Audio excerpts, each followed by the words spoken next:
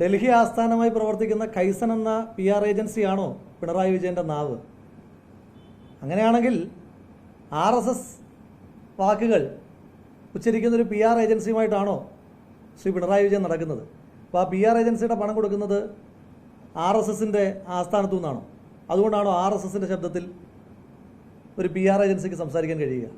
മുഖ്യമന്ത്രി ന്യായീകരിച്ച് കൂടുതൽ വികൃതനാകാതെ ഒരബദ്ധം പറ്റിയതാണ് എന്ന് പറഞ്ഞ് സമസ്താപരാധം പറഞ്ഞാൽ ഒരുപക്ഷെ കേരളം അത് കേൾക്കാനെങ്കിലും തയ്യാറാകും. അതല്ല, എനിക്ക് RSSകാരുടെ PR ഏജൻസി എഴുതി തന്നതാണ് ഞാൻ കൊടുത്തതെന്നൊക്കെ പറഞ്ഞാൽ മുഖ്യമന്ത്രി കൂടുതൽ അപഹാസ്യനാകും. ഒരു സംസ്ഥാനത്തിൻ്റെ മുഖ്യമന്ത്രി, ആ മുഖ്യമന്ത്രിയുടെ പ്രസ്താവനകൾ തീരുമാനിക്കേണ്ടത് ഒരു PR ഏജൻസിയാണോ? അങ്ങനെയാണെങ്കിൽ കേരളത്തിൻ്റെ പബ്ലിക് റിലേഷൻസ് വകുപ്പ്, ആ പബ്ലിക് റിലേഷൻസ് വകുപ്പ് കൂടാതെ മുഖ്യമന്ത്രിയുടെ പ്രത്യേക മാധ്യമോപദേഷ്ടാവ് ക്യാബിനറ്റ് റാങ്ക് ആണെന്ന് ആലോചിക്കണം. അതടക്കം മാസാമാസം ലക്ഷക്കണക്കിന് രൂപ മുടക്കുന്നത് പിന്നെ എന്തിനു വേണ്ടിയിട്ടാണ്? അപ്പോൾ PR ഏജൻസി പറഞ്ഞാലും വേറെ ആരെങ്കിലും പറഞ്ഞാലും മുഖ്യമന്ത്രിയിൽ നിന്ന് വരുന്നത് RSSൻ്റെ ശബ്ദമാണ്. അതിത് ആദ്യമായിട്ടൊന്നും അല്ലല്ലോ. ശ്രീ പിണറായി വിജയൻ അല്ലല്ലോ മലപ്പുറം ജില്ലയെ ആദ്യമായി ആക്രമിക്കുന്നത്. ഇതിനു മുൻപ് മുഖ്യമന്ത്രിയായിരുന്ന ശ്രീ VS അച്യുതാനന്ദൻ മലപ്പുറം ജില്ലയിൽ SSLC പരീക്ഷയിൽ ഉന്നതമായ വിജയം നേടിയപ്പോൾ നടത്തിയ പ്രസ്താവനയടക്കം നമുക്കറിയാമല്ലോ. അപ്പോൾ അത് ആ പാർട്ടിയുടെ ഒരു ജില്ലയോടുള്ള സമീപനമാണ്.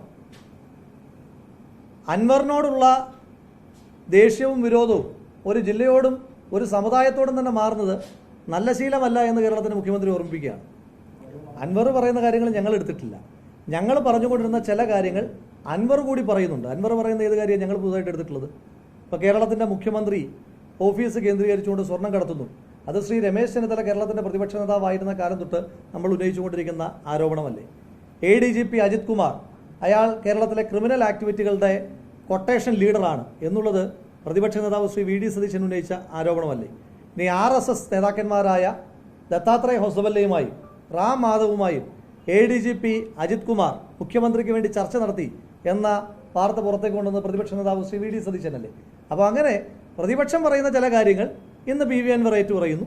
അത് നിങ്ങൾ മാധ്യമങ്ങൾക്ക് ഭരണപക്ഷത്തെ ഒരു MLA പറയുമ്പോൾ കൗതുകം കൂടുതലായതുകൊണ്ട് നിങ്ങൾ അതിന് കൂടുതൽ പ്രാധാന്യം കൊടുക്കുന്നത് നല്ല കാര്യമാണ്. അതല്ലാതെ അൻവർ പറയുന്ന ഒരു കാര്യവും പ്രതിപക്ഷം ഏറ്റെടുത്തിട്ടില്ല.